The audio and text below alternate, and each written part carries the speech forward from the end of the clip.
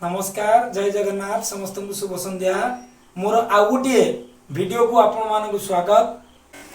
पूर्व क्लास रे आमे कर्तृकारकर दुई गोटी सूत्र पढ़ी वर्तमान आमे तृतीय सूत्र को जीवा। तृतीय सूत्र हेउची अव्यय जोगे प्रथमा। अव्यय जोगे प्रथमा सूत्रटी पढ़ा पूर्व जानिबा अव्यय प्रथमे क्या कहुए।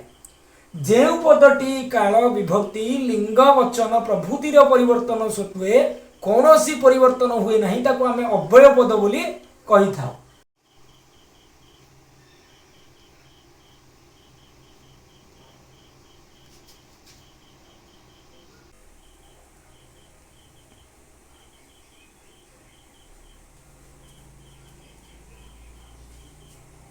उदाहरण में पूरा दशरथ इति राजा आसी। पूर्व काल में दशरथ नामक जड़े राजा थिले।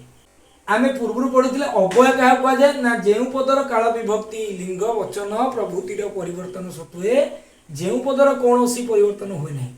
वाक्य जदि कर्ता पद परे बा पूर्वरु कौन सी एक अव्यय पद युक्त होता है तेबे सेठी सूत्र अनुजाई प्रथम विभक्ति एठारे कर्ता पद हूँ दशरथ एवं तापरे अव्यय पद हूँ इति। तेबे इति अव्यय पद लगी परे सेथिपाई दशरथ ठारे सूत्रानुजाई अव्यय जोगे प्रथम विभक्ति हुई।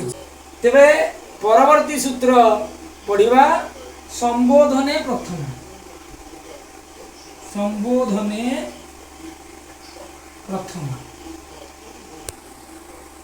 संबोधन शब्दर अर्थ हेउची जहा को आमे संबोधित करिबा बा सम्मानित करिबा बा आमे तांकु स्पष्ट भाव में सम्मान सहित डाकिबा सेही पद को आमे संबोधन पद बोली कहिबा। जेमति हे राम हे गोविंद हे गोपाल उदाहरण नबा। हे राम त्वम अत्र आगच्छ।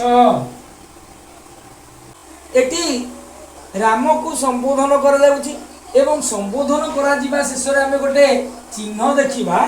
हमर विस्मय सूचक चिन्ह जहाँ को ओडिया रे कहले होची ता संस्कृत रे होची संबोधन चिन्ह। तेणु एटी संबोधन रो चिन्ह रहिची पुणी राम को संबोधित करा जाउची। तेणु सेथि पई हे राम ई पद ठारे सूत्र अनुଯାୟୀ संबोधन प्रथम होईची।